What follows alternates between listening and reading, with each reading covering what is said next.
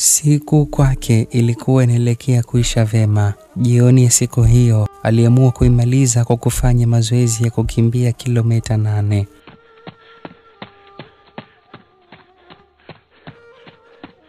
Alikimbia bila kujali waliomfahamu walikuwa wakimshangaa kwa namna ipi, kwa sababu hawakuwahi kumuona akikimbia zaidi ya kumuona akishinda mtaani tu, akiwa anajichanganya na watu mbalimbali, huku akiwa ndani ya vazi la kanzu, vazi ambalo liliwafanya majirani zake kumkariri hata kama alikuwa akitembea usiku mnene.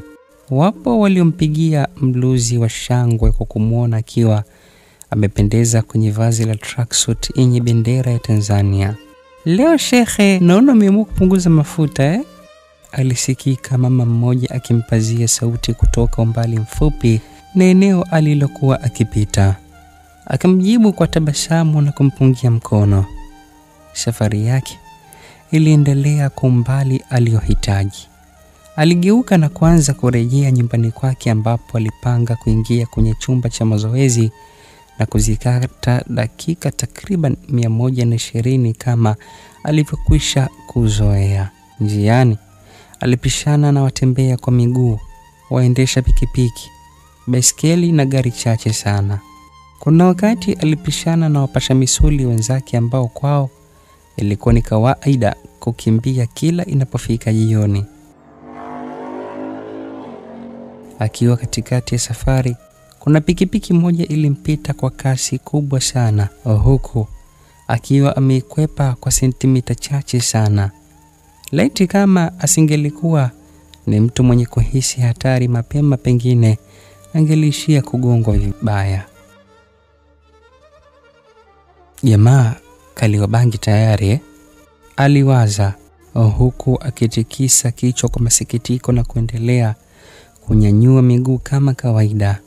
Aliamua kumsamehe mwendesha hovyo, huku akimwombea afike salama huko aendako.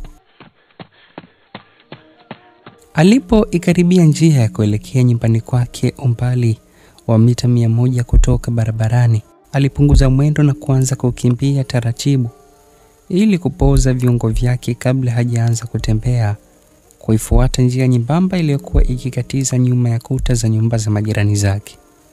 Giza nalo lilizidi kukolea, licha ya kwamba taa za majirani ziliwashwa na kuangaza kwa kiasi kikubwa ile njia aliyokuwa akikimbia na nusu kutembea, huko akibana pumzi kidogo na kuiachia kwa namna ya kuiandaa mapafu yake kupitisha hewa kwa kiasi kidogo baada ya kutoka kuyatumikisha kwa mbio za kasi. Hakuwa na wasiwasi kwenye njia aliyoizoea kwa zaidi ya miaka 5 tangu alipohamia kwenye nyumba yake mpya baada ya kuhama kutoka sehemu aliyokuwa akiishi zamani. Angelihofu nini ikiwa mitaa ilikuwa tulivu na hakuwahi kusikia kuna kibaka ama mwizi kaiba? Angelihofu nini ikiwa vijana wa mtaani walimfahamu na kumheshimu kuliko kawaida? Ni nani ambaye angeliweza kuinua hata mdomo wake kumtisha? Ingali kila mtu alimfahamu, kila mtu alimpenda na kulitaja jina lake la utani kwa furaha. Hakika wasiwasi wa kukatiza kwenye uchochoro wa kumfikisha kwake akili yake haikuwahi kuwaza. Licha ya kutembea kwa kujiamini, lakini kuna hali fulani ilianza kujijenga kichwani mwake. Alianza kuhisi kuna hatari siku chache zijazo. Mwili na akili yake vilishirikiana kujenga picha matukio machache ya kubashiri ambayo hakutarajia kama ingelikuwa na matokeo mazuri. Na ni muda mrefu sana sijapata kazi wala kashikashi yoyote. Maisha yakiendelea hivi, nina imani nitaanza kwenda msikitini au kanisani kwa kadri imani itakavyonielekeza, aliwaza, huku akisimama katikati ya njia na kugeuka nyuma alipotoka. Hakumuona mtu wala kuhisi dalili ya uwepo wa mtu. Kwake wasiwasi ni akili, na kila mara hutembea kwa tahadhari, hata kama atakuwa hatazami nyuma, lakini huyaacha masikio yake yanase kila tukio kama antena.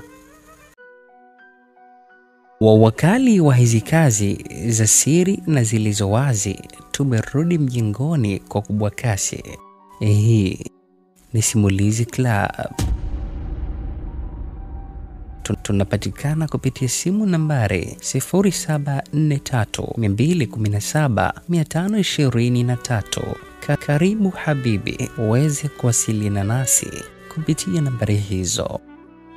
Leo nimekuletea kalamu yake Bahati Kisarwa Mwamba. Hii ni ile sauti ya Ibrahim Hussein.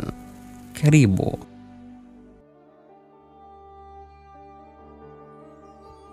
Hii ni sehemu ya kwanza.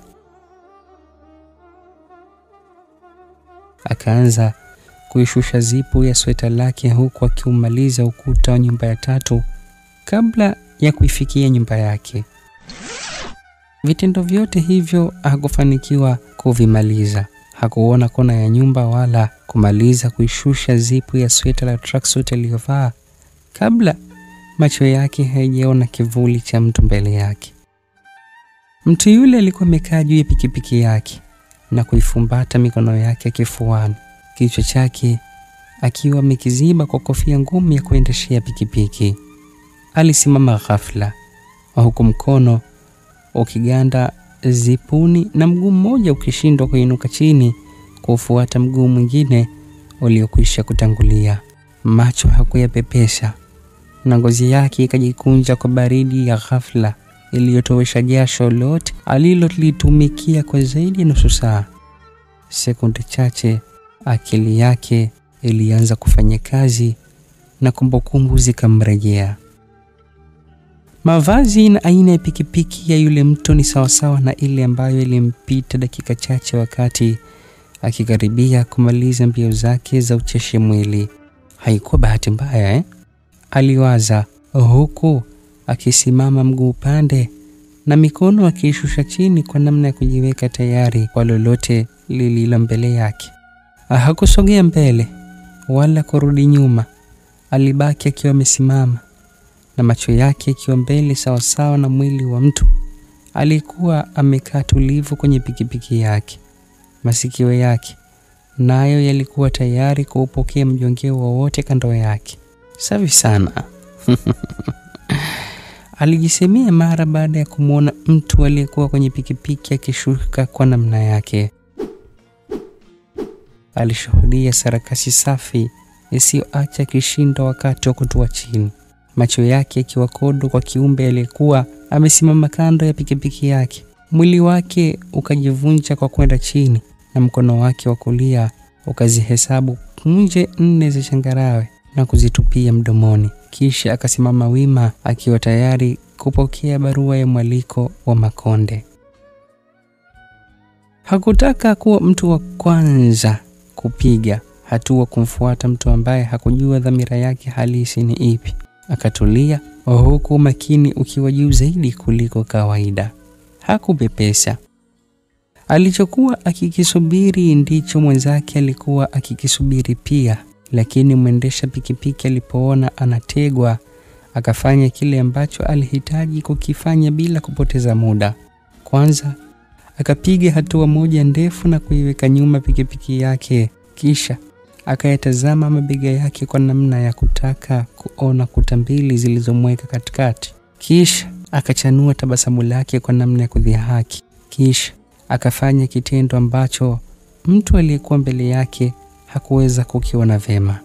Alinesa na kwenda juu, kisha akakanyaga ukuta uliokuwa kushoto kwake na kutembea kwa kasi kumfuata Zuki Gadu, ambaye bado alikuwa na shangaa kitendo cha mwendesha pikipiki kukimbia ukutani mithili ya mjusi.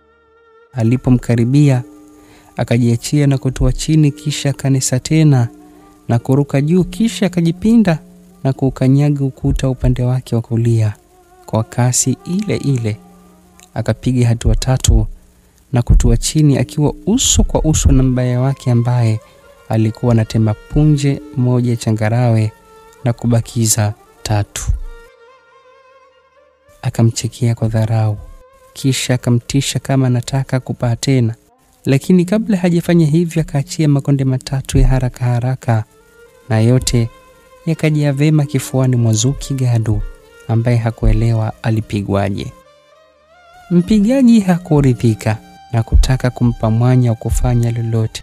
Akanesa na kukanyaga ukuta, kisha kafyatua teke kali lililotua vema kwenye mkono wa Zuki ambaye alikuwa anajaribu kuukinga mkono wake ili kupunguza uzito wa teke hilo, lakini alishia kuteguka mkono kwa namna teke alilopokea lilivyokuwa na ujazo uliokuwa mkubwa. Tunapatikana kupitia simu nambari 0743217523. Karibu habibi, uweze kuwasiliana nasi kupitia nambari hizo. Jamaa huyo mbona kama ana vyuma mwilini alijiuliza, huku akitema kipande kingine cha changarawe na kusaliwa na vipande viwili mdomoni. Akanesa na kurudi nyuma, lakini hilo likawa ni kosa ambalo hakupata muda mzuri wa kulijutia kabla ya kukutana na mateke mawili yaliyotua vema kifuani mwake kwa kupishana kwa sekunde chache. Mateke hayo yalikuwa na uzito uliotosha na kumsukuma nyuma, kisha kumbwaga chini kwa kishindo mithili ya mlevi alianguka juu ya kaburi. Anapiga na haongei Zuki alijisemea taratibu, huku akijaribu kukabiliana na maumivu makali yaliyokuwa yakianza kusambaa kifuani na sehemu nyingine zote za mwili. Licha ya maumivu hayo, lakini alifanikiwa kujizoazoa na kusimama, huku akitema punje nyingine changarawe na kusaliwa na punje moja pekee. Macho yake yakiendelea kumshuhudia jamaa akiwa amesimama wima mbele yake bila kutaka kufanya lolote la ziada. Zuki Gadu aliingiwa na hofu kwa namna ambavyo adui yake alijipa utulivu mkubwa kiasi kwamba hakueleweka na kusudia kufanya nini, na kwa mara ya kwanza alikiri kukutana na adui mwenye nguvu, kasi na ujuzi wa mapigano. Lakini hiyo haikuwa sababu ya yeye kushindwa kujipanga upya ili kutoingia kwenye aibu ya kupigwa kwa mara ya kwanza kwenye maisha yake. Hakutaka hilo litokee, lakini alishindwa kuelewa jambo moja, jambo muhimu sana kwenye maisha. Siku huwa hazifanani na wala hazina kurasa za kufanana kwenye maisha mwanadamu. Lakini angelijuaje ikiwa mara zote amekuwa mshindi kwa kila pambano aliloshiriki? Angelijua vipi ikiwa maisha yake yaliyojaa heka za kila namna hayajawahi kumwingiza kwenye aibu ya kupigwa ama kushindwa kumudu jambo lililoingia kwenye anga zake? Hakujua kabisa. Zuki Gadu PAK miguu ya kuku alijiweka vema tayari kwa mapambano. Akatega mtego wake ambao aliamini ni lazima adui auvae kwa namna yoyote. Akakaa mguu upande, kisha akawa kama anachuchumaa na kuutanguliza mguu mmoja mbele, huku akiiandaa mikono yake kufanya kile alichokusudia. Akaweka mtego. Hila yake ilikuja kumshangaza hata yeye mwenyewe pale ambapo aliyemtegea alipofanya kitu ambacho hakukitarajia. Jamaa alirudi nyuma hatua 3, kisha akaanza kukimbia kwa kasi ya duma. Alipomkaribia aliteleza mithili ya mchezaji shangiliaye ushindi, kisha akaachia mapigo 3 kwa namna ya kuvigawanya viungo vyake. Ngome ilitua vema chini ya kidevu cha Zuki Gadu, huku miguu yake ikifanya kazi ya kuitengua miguu mingine iliyokuwa imewekwa mkao wa mrokochura. Miguu ya kuku alipiga ukelele wa maumivu makali yaliyotokea sehemu 3 tofauti mwilini mwake, na wakati huo jamaa yeye alikuwa amekwisha simama nyuma yake, huku akinesanesa tayari kwa kuachia pigo lingine ambalo alikuwa amelidhamiria. Akampiga kwa namna aliyoitaka yeye, na taratibu Zuki Gadu akaenda chini mzima, huku maumivu ya nyuma ya kichwa yakiwa ni makali kuliko kawaida. Tunapatikana kupitia simu nambari 0743217523. Karibu habibi, uweze kuwasiliana nasi kupitia nambari hizo. Macho yake nayo yakaingiwa ukungu na akashindwa kuona vema, licha ya kujitahidi kadri ya uwezo wake kuona adui yake alitaka kumfanya nini. Licha ya maumivu na akili yake kuanza kushindwa kazi vema, alijitahidi kujigeuza ili aweze kuinasa sura ya yule adui yake. Hatimaye leo nimepatikana, aliwaza, huku akifanikiwa kumwona jamaa kama kivuli kilichokuwa kikimwinamia. Akajaribu kurusha mkono, lakini mkono wake ukawa mzito. Akatupa mguu, lakini akagundua ulikuwa mzito maradufu kwa sababu adui yake alikuwa amemkanyaga na kusimama juu yake huku akinesanesa. Alinesa kama vile amekosa muhimili uliokuwa sahihi. Zuki aliunguruma kwa jazba, na wakati huo guu zito likatua kifuani na kumnyima hata pumzi ya kutatarika. Akatulia huku akihema kwa taabu. Alimuomba Mungu ampe angalau dakika chache za uhai ili aweze kujitetea kutoka kwenye mikono ya mtu ambaye hakuwahi kudhani kama atakutana naye kwenye maisha yake, maisha ambayo amezoea kushinda kila pambano. Maombi yake yalisikilizwa, lakini hayakusikilizwa kwa namna aliyoitaka. Akazidi kuishiwa nguvu, na pigo la kichwa alilopigwa awali lilizidi kumchanganya kwa maumivu ambayo bado yalikuwa yakizidi kuharibu utimamu wa mwili wake. Nguvu zikazidi kumkimbia na giza likazidi kuzifunika mboni za macho yake. Hakujua kilichoendelea wala hakujua alichofanyiwa tena na adui yake ambaye alikuwa akimwadhibu kwa nyodo na majivuno. Masikio yake yalinasa sauti za vicheko vya watu kwa mbali sana, lakini kadri muda ulivyozidi kwenda, zile sauti za soga na vicheko zilizidi kuwa karibu zaidi na ngoma za masikio yake. Akatikisa vidole vya mikono yake, akajisikia. Akafumbua jicho lake moja na kutazama mazingira aliyokuwepo. Akawaona vijana watatu wakiwa wamekaa kando yake wakisogoa huku wakicheza karata. Akili yake ikaanza kufanya kazi taratibu huku akivuta kumbukumbu na kujaribu kubashiri ni wapi alipokuwa. Jibu halikukawia. Nimefikaje kwangu na hawa ni? Alijiuliza huku akikurupuka kuinuka kwenye kochi alipolazwa na vijana watatu ambao walimwokota akiwa hoi tabani. Braza, taratibu braza, uko kwako, kijana mmoja alisema huku akiwahi kuzuia asitumie nguvu kuinuka. Kumbe ni nyinyi, alijibaraguza huku akimzuia. Alitaka kumzuia asiinuke. Niko sawa, alisema huku akikaa na kufikicha macho yake. Akaivuta pumzi na kuishusha. Ni ninyi mlionifikisha hapa? Aliwauliza. Ni sisi kaka, mmoja alijibu huku akibwaga karata mezani na kumgeukia Zuki. Mlinikuta wapi? Kuna mtu mlimuona mahali mliponitoa? Kuna mtu alitufuata kule kijiweni.